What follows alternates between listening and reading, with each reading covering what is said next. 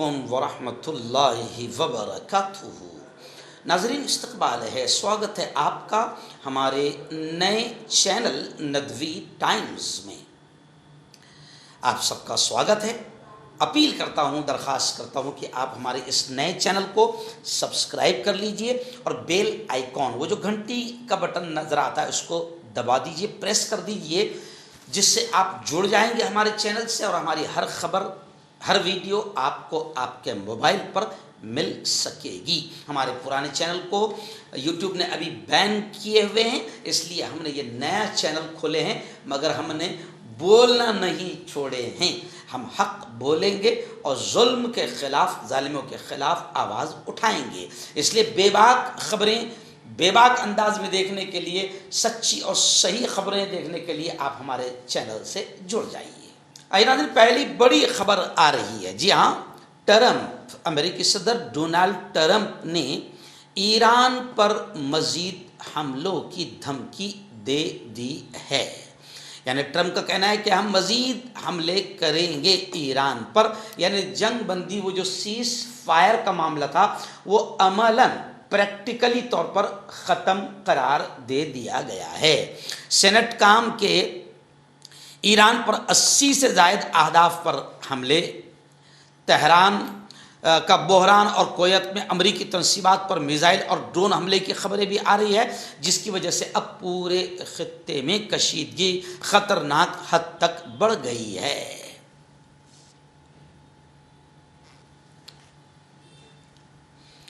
यानी तेहरान ने, ईरान ने बहरैन और कुवैत में अमरीकी तनसीबात पर मिज़ाइल और ड्रोन हमले किए हैं, जिसके बाद अब खित्ते में, उस पूरे इलाके में कशीदगी ख़तरनाक हद तक बढ़ गई है।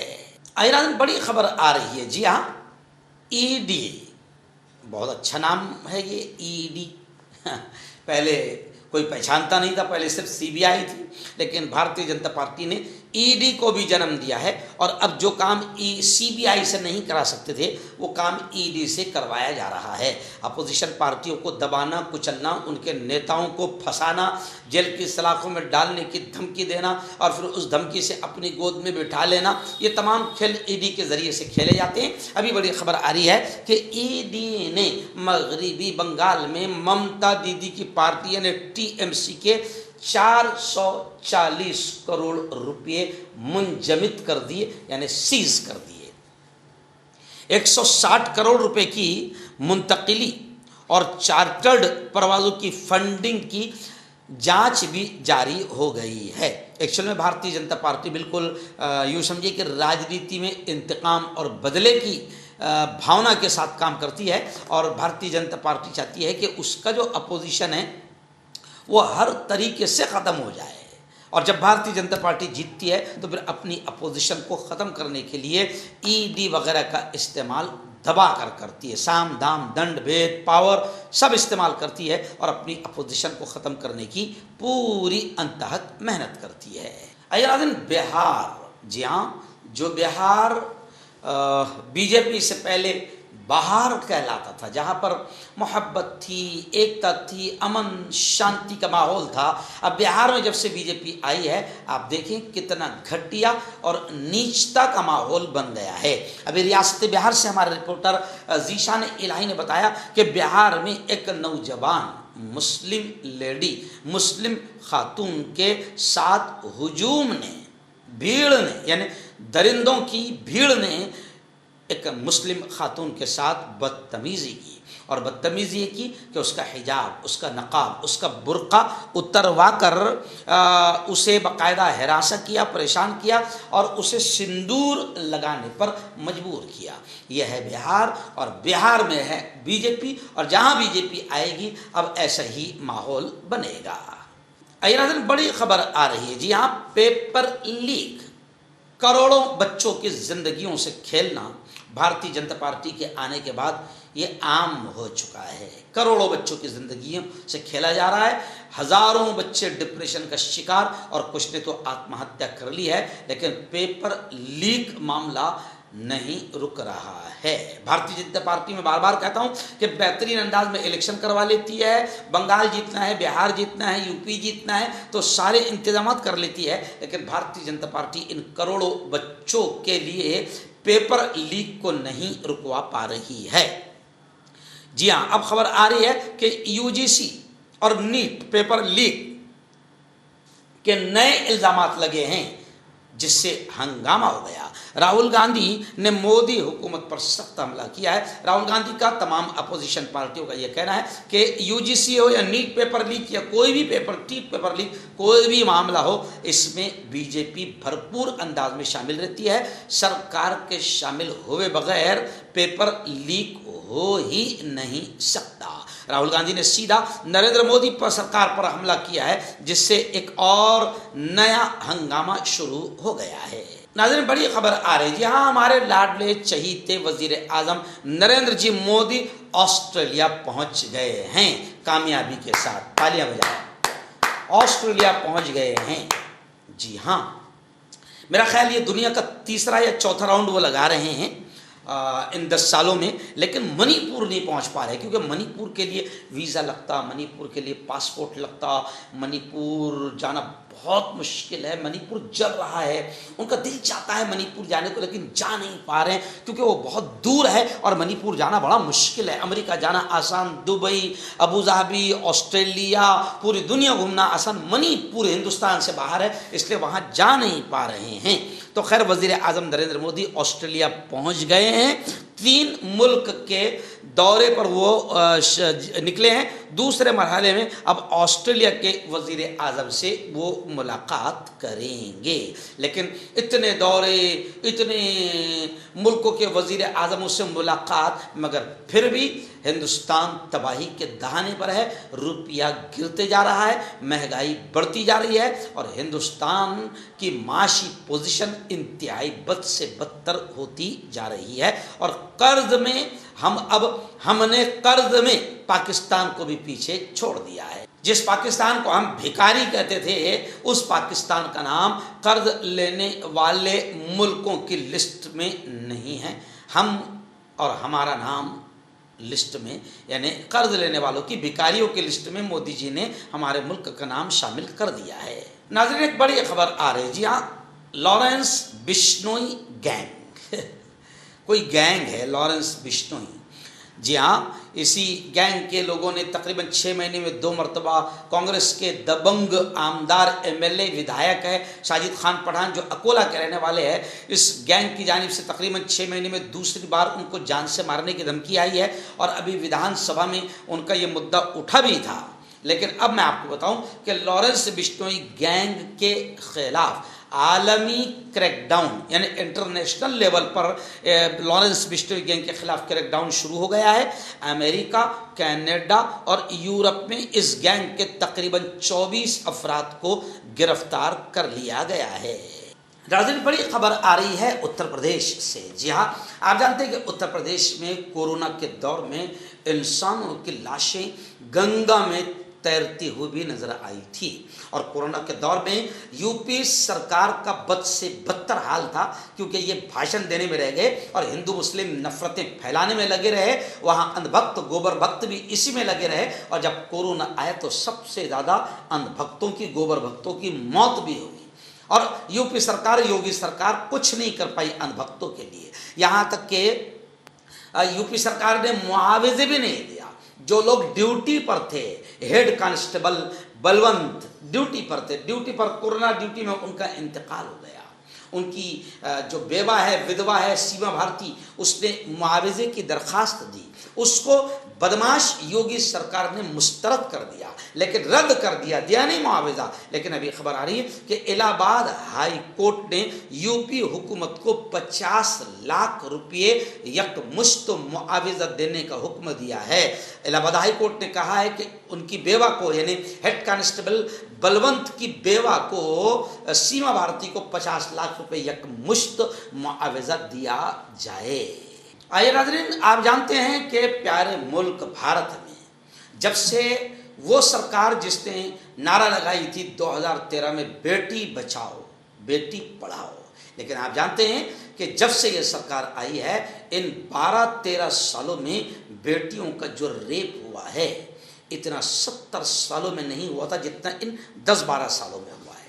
और ये सरकार जो बेटी बचाने का नारा लगा रही थी पूरी तरीके से नाकाम हो चुकी है बेटियों को, महिलाओं को बचाने में। 8 साल और 5 साल की बच्चियों का भी रेप हो रहा है। जी हाँ, 8 साल और 5 साल की बच्चियों का भी रेप हो रहा है। जी हाँ, राजस्थान से हमारे रिपोर्टर मौलाना अब्दुल कय्यूम फलाही ने बताया कि राजस्थान के जिला श्री गंगानगर के इंदिरानगर में मासूम 13 साल की बच्ची के साथ इस तरह का वाक़या हुआ कि इस बच्ची को एक एक करके बाकायदा कहते हुए शर्म आ रही है कि 32 लोगों ने इसका रेप किया।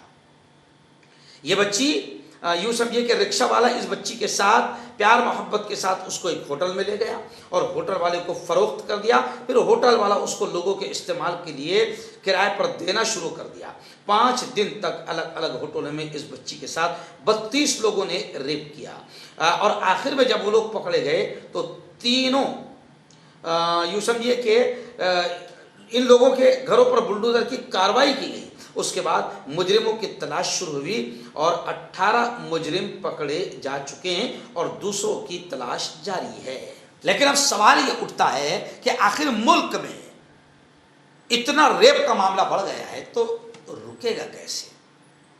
तो अब देश की जनता भारतीय जनता पार्टी से ये अपील कर रही है कि रेपिस्ट को फांसी की सजा का कानून बनाओ। मगर लोगों का यह मानना है कि भारतीय जनता पार्टी जो बेटी बचाओ का नारा लगाती है वो कभी भी रेपिस्ट की फांसी का कानून बनाएगी नहीं, क्योंकि 40 से ज़्यादा भारतीय जनता पार्टी के नेताओं पर रेप के केसेस चल रहे हैं। जी हाँ, ये वही भारतीय जनता पार्टी है कि गुजरात में बिल्किस बानो का रेप करने वाले 15 अगस्त के दिन उनको छोड़ा गया और इन रेपिस्टों का ऐसा सत्कार और सम्मान किया गया, इनको हार और मालाएं पहनाई गई और मिठाइयाँ खिलाई और बांटी गई जैसे कोई बॉर्डर पर से मुल्क के लिए लड़कर आ रहे हो। तो ये भारतीय जनता पार्टी है जो रेपिस्टों का सत्कार और सम्मान करती है, रेपिस्टों को बचाती है। तो जनता कह रही है कि अगर तुम अपने नारे में सच्चे हो, बेटी बचाओ के नारे में, तो तुम अब ऐसा कानून बनाओ कि रेपिस्ट को फांसी की सजा हो। क्या आप इस बात से सहमत है? क्या आप भी जनता की आवाज़ में आवाज़ मिलाकर ये आवाज़ लगाना चाहते हैं, ये नारा लगाना चाहते हैं कि रेपिस्ट को फांसी दो, रेपिस्ट को फांसी दो? तो आप कमेंट में लिखकर ज़रूर बताएं। और जनता ये भी कह रही है कि बेटी बेटी है, फिर वो सीता हो या सुमैया हो, हिंदू हो या मुस्लिम हो, और बेटी बेटी है चाहे वो 5 साल 8 साल की हो या 18 20 और 80 साल की हो, किसी की ना किसी की वो बेटी है। तो बेटियों के खिलाफ अगर आप रेप जैसे जुर्म को रोकना चाहते हैं तो सरकार को रेपिस्ट के लिए फांसी की सज़ा और फास्ट ट्रैक कोर्ट में चलाकर उसे फांसी की सज़ा का कानून बनाना होगा, तभी जाकर इस मुल्क से रेप ख़त्म हो सकता है। और अब तो लोग ये भी ताना दे रहे हैं कि भैया सऊदी अरब में रेपिस्ट की गर्दन उड़ा दी जाती है, पड़ोसी मुल्क में रेपिस्ट को नपुंसक बना दिया जाता है, लेकिन हमारे मुल्क में रेपिस्टों को आज़ाद भी करवाया जाता है और टिकट देकर इलेक्शन लड़ाकर उसे नेता भी बनाया जाता है। तो इतना कहने के बाद अगर बीजेपी को थोड़ी सी गैरत और शर्म होगी तो जनता की आवाज़ को बीजेपी समझेगी। और अगर सचमुच बेटी बचाने का नारा बीजेपी सचमुच लगा रही है तो बेटियों को बचाने के लिए फांसी का कानून लाएगी रेपिस्टों के खिलाफ। आइए नाज़रीन, रियासत बंगाल से एक और बड़ी चौंकाने वाली खबर सामने आ रही है। बंगाल में भी ऐसे ही इस्मत दरी का रेप का केस सामने आया था और अब खबर आ रही है कि बंगाल इस्मत दरी यानी रेप केस का जो मरकज़ी मुलजिम था, जो मेन मुलजिम था, वो पुलिस एनकाउंटर में हलाक हो गया, मर गया। लेकिन अब खबर आ रही है कि पुलिस ने ये दावा किया है कि वो एनकाउंटर में नहीं मरा, बल्कि उसने यानी मुलजिम ने सरकारी राइफल छीन कर, यानी जो पुलिस वाला है उससे सरकारी राइफल छीन कर खुद अपने आप को मार दिया। ये जो मरा है, बताया जा रहा है कि इसने 12 साल की बेटी के साथ, 12 साल की बच्ची के साथ रेप किया था और अब उसका काम तमाम हो गया। और ये जो बंगाल में रेप का मुजरिम मरा है, इसकी माँ खुद, इसका नाम था मुलजिम का प्रभास मंडल, इसकी माँ भी इससे इतनी सख्त नाराज है कि उस माँ ने ये कहा कि उसे दफना दो या कहीं फेंक दो, जो करना है करो, हम इसको न दफनाएंगे न हाथ लगाएंगे। यानी उसकी माँ भी उससे इतना सख्त नाराज है। आइए आखिरी बड़ी खबर, जी हाँ, गुज़िश्ता कल हमारे अपने शहर जलगांव में 2 बड़े अहम प्रोग्राम हुए हैं।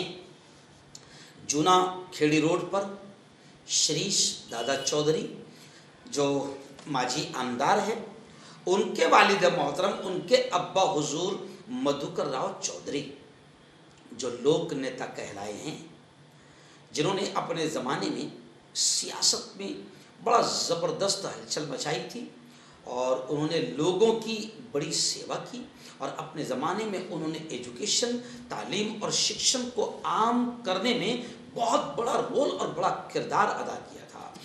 रावेर ताल्लुके से लेकर जलगांव तक हर इलाके में उन्होंने कॉलेजेस, स्कूल खोले और गरीब बच्चों के लिए बेहतरीन तालीम का इंतज़ाम किया और आज इंजीनियरिंग से लेकर मेडिकल तक उनके कॉलेजेस अलग अलग मकामात पर चल रहे हैं और हज़ारों बच्चे वहाँ तालीम हासिल कर रहे हैं।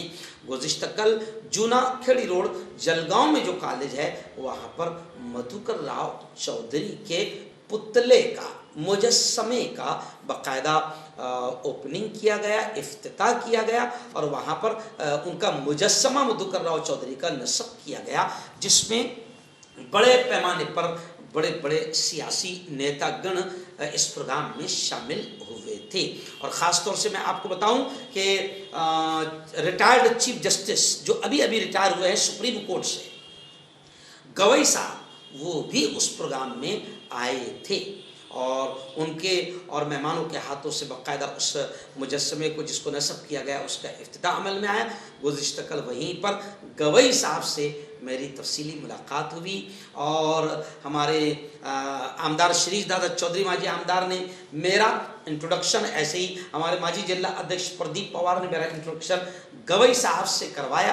गवई साहब ने बहुत खुशी का इजहार किया, मुझे भी अच्छा लगा कि चीफ जस्टिस ऑफ इंडिया से मुझे तफसीली मुलाकात का मौका मिला। उसके बाद फिर दोपहर में 3 बजे कांग्रेस भवन में एक बहुत ही शानदार प्रोग्राम हुआ था और इस प्रोग्राम में कांग्रेस के प्रदेश अध्यक्ष, प्रांत अध्यक्ष, दबंग नेता हर्षवर्धन जी सपकाल आए थे और कार्यकर्ताओं से उन्होंने बातचीत की। इस मौके पर तीनों हमारे जो जलगांव के जिला अध्यक्ष बने हैं, जैसे महानगर अध्यक्ष जमील शेख, ऐसे हमारे रावेर का ये जो एरिया है वहाँ से हमारे धनंजय चौधरी और ऐसे ही पश्चिम से हमारे अध्यक्ष अविनाश भालेराव, इन तीनों अध्यक्ष का सत्कार और सम्मान भी किया गया। इन्होंने मुख्तसर सी 2-3 मिनट अपनी बात भी पेश की और प्रांत अध्यक्ष ने इन्हें 2 महीने के अंदर अंदर अपनी बॉडी बनाने का आदेश भी दिया।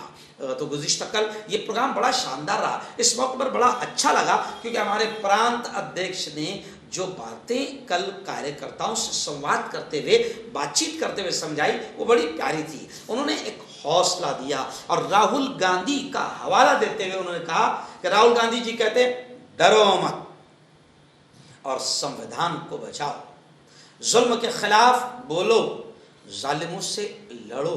गांधी परिवार ने अंग्रेजों से लड़ा था और अंग्रेजों को भगाया था। ऐसे ही आज जो लोग अंग्रेजों की नीति से काम कर रहे हैं, हिंदू मुसलमानों को लड़वा रहे हैं, नफरतें फैला रहे हैं, प्रांत अध्यक्ष ने कहा कि राहुल गांधी ने ऐसे नफरतों के दौर में मोहब्बतों की दुकान खोला है। आप भी मोहब्बतों का व्यापार करो, मोहब्बतों का कारोबार करो, मोहब्बतों का बिजनेस करो, नफरतों को ख़त्म करो। ये लोग नफरतों की बात करेंगे, आप प्यार की, एकता की, अमन की, शांति की, मोहब्बत की बात करो।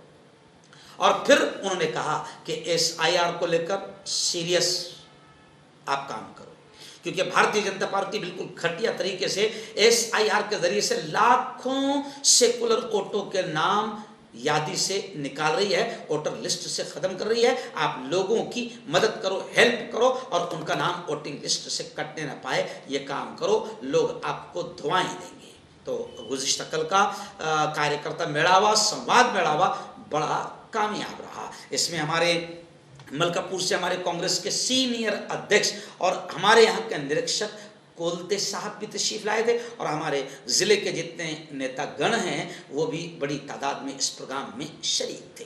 इसी प्रोग्राम में प्रदेश अध्यक्ष ने मुझे गले मिलकर कहा कि मुफ्ती साहब, आपकी दुआ रंग ला रही है। रमज़ान में हमने दुआ मांगी थी जब इफ्तार का प्रोग्राम था, आपकी दुआ रंग ला रही है। कहा कि बीजेपी चंदा चोर पार्टी, नफरतें फैलाने वाली पार्टी, इसका अब दिन खराब आ चुका है। बीजेपी जा रही है और मोहब्बतें फैलाने वाली कांग्रेस फिर दोबारा लोगों के दिल दिमाग पर छा रही है और कांग्रेस आ रही है।